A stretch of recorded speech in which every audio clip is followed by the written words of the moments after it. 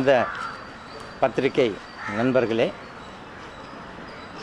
உங்களை காணுவது எனக்கு மிகுந்த சந்தோஷத்தை அளிக்கிறது.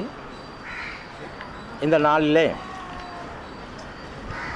நாம் பேசக்கூடிய காரியம் வருகிற சட்ட சபை தேர்தலிலே கிறிஸ்தவர்களுடைய நிலைப்பாடு என்ன என்பது குறித்து நான் சில காரியங்களை சொல்லப் போகிறேன்.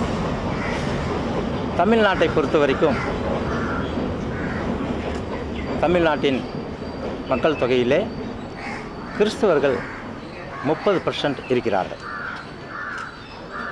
சில புள்ளி விவரங்களின்படி 5%, 10% ஒருவேளை இருக்கலாம், அல்லது 15% இருக்கலாம். ஆனால் எங்களுடைய கணக்கு